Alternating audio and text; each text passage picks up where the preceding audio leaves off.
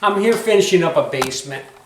Just finishing up this basement right now. But I want you to take kind of the best look that you can on these walls here and these screws and stuff. And listen, when I opened that door at the top of the stairs, I got direct sunlight just beaming down these stairs. You can't ask for a better light than sunlight. Sunlight is the best light when it's shining down the wall to find any imperfections. I've got 2 coats on these screws. I can just go ahead and zoom in. There is no dimples in these screws. They're not crowned. They are just absolutely perfect. They just need to be dusted off. But I had a guy, we were talking on YouTube, my YouTube channel. He was sending me messages and I was responding, and he's telling me, you cannot 2-coat screws. You're either going to crown them or they're going to be hollow. It is absolutely impossible to 2-coat screws.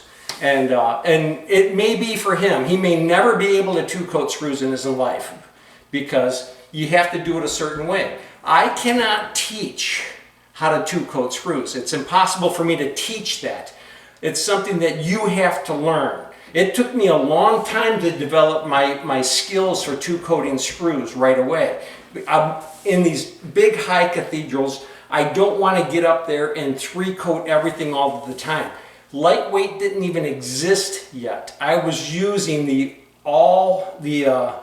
bag mud of topping to top and skim, and I was still doing it in 2 coats. Yes, I was still doing it in 2 coats. The USG bag mud of topping.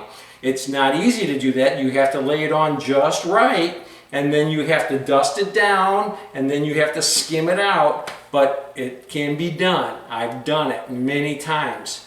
So when we switched to +3, it became really easy. So that's just it. I had an apprentice that worked with me for 2 years. 2 years. And it didn't matter how many times I showed him or how many times he looked at it. I paid him $15 an hour to start. 2 years later, he's still making $15 an hour. I could not give him $1 raise because the only thing he was good for was carrying things up and down the stairs and washing up tools. He could not get a handle on doing any type of finishing. He was incapable of spotting screws, incapable of running a box, incapable of running corner bead. He just couldn't handle it. I hired another guy after he was gone, and within 2 weeks, I was paying the guy $25 an hour. He picked up everything. He spotted the screws first time I showed him. He just imitated what I did perfectly. Everything he did. I showed him how to run corner bead. He could run corner bead. I showed him how to cross off, spot screws.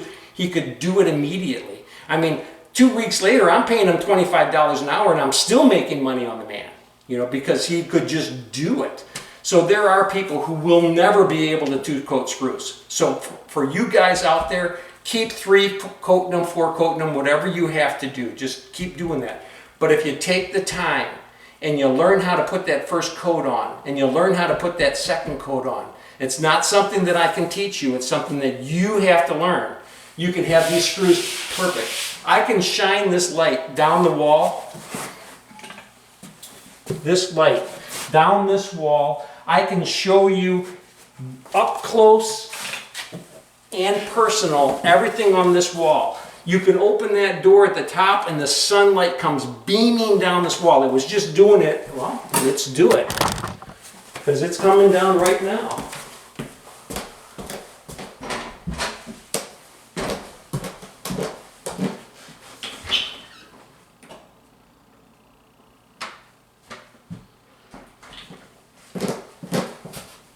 And it's gorgeous. It needs a little bit of dusting, a little bit of sanding, a little bit of dusting, and it's done. So that's one thing I wanted to talk about. The other thing I wanted to talk about was it seems to be very popular now to go and sand everything with these power sanders.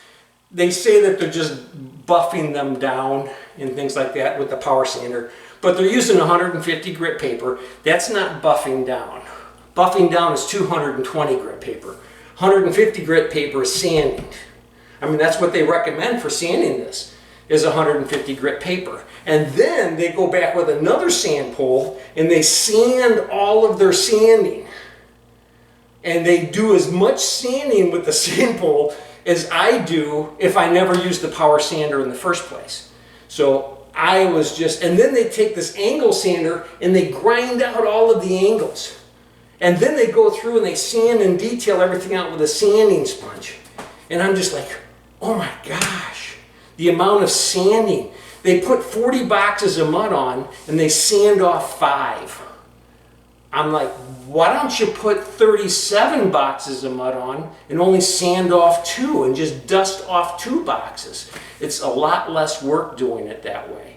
But that's the other thing. I don't know where that pattern came in for using these power sanders to grind everything down. But I'm telling you, if you did that, if that was available when I was growing up and when I was learning all of this stuff, they would have laughed you out of the business, because you don't sand that much, ever. And if you have to sand that much to have smooth wall, there's something wrong. Your technique is off. There's something wrong there. You need to learn something different. Learn something different. So that's the second thing. The third thing I wanted to talk about here was, they talk about this +3 and they say, oh, it's so soft. It's so soft. You can scratch it with your nail. Absolutely, you can scratch this with your nail. But you know what? You put a high acrylic primer on here, you're not scratching it with your nail anymore. It's going to be just as hard as this drywall. It'll dent just as hard as this drywall will. I mean, there's going to be no difference there. So you can put all-purpose on here, you can put plaster, you can do whatever you want. Just use Durabind on here and make this a very, very hard surface. But it's not changing how hard the drywall is. And that's going to dent no matter what. Unless you put wire mesh in here, and then you put a plaster cement, and then a plaster finish on here, these walls will dent. They will. But if you're having problems denting up all of your walls and smashing them and scratching them and everything else, become less of an animal in your house. You don't need to be an animal in your house. Be careful when you're walking past your walls. Don't hit them and smash them and everything else. And if you are, just be a little bit more careful. These walls are going to be, you know, look at the walls. The walls in my house have been in there for 30 plus years. I did all of the drywall work. There's no seams, there's no nail pops, there's none of that stuff. I don't have nicks and dings and stuff all over the walls, because we live in the house. We're not animals in the house. You know, it's not like we have a whole bunch of goats and chickens and everything else dinging up the walls, cows, you know, scratching with their horns and everything else. So just don't live in a house. If you know, you go get in a barn if you're going to have to smash all your walls up, and you need something stronger than drywall. So you know, those are just some things that I've just been dealing with lately on YouTube. I don't mean to sound like I'm a bummer or anything else. And matter of fact, I'm going to be retiring in about a month. And when I do that, what I would really like to do is travel across America, go to these different jobs where you guys are working. Hey, I'm not beyond learning something. You prove to me that sanding with this power sander and doing all of this stuff and all of the sanding is a better finish than what I'm doing. My hat's off to you. But you know, I was working on a job one time and there was a long corridor. I just sanded it and detailed it. The painters came in and painted it all up, and they come to the builder that hired me, the superintendent of the job, and they got me and they said, I've got to skim out all of these walls completely because you can see every seam and every nail. And I was like, what? That's crazy.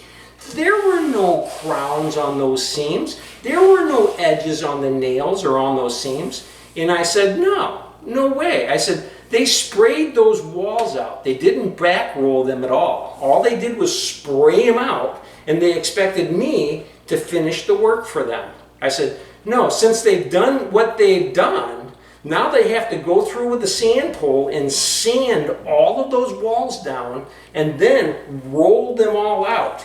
And all of that stuff that you're going to see is going to go away. He starts complaining, and the guy standing behind me goes, he is absolutely right. Everybody turns. I didn't even know he was behind me. We all turn and we're like, oh, well, who are you? He was the business agent for the painter for the Union Hall up north in Grays Lake. And I didn't even know he was there. I honestly didn't know he was there. And he goes, he is absolutely right. So somewhere along the line, the painters have been getting the tapers to do a lot of their work for them. And what are they doing? They're just making the wall white now? Maybe doing a little bit of spackling? You know, drywallers, you need to stand up for yourself. You need to do your job, let the painters do their job, and stop doing the painter's job for them. You guys have a great day. Hey, if you really like the videos, subscribe. And if you really, really like the videos, please just share them with somebody else. All right? You guys have a great day.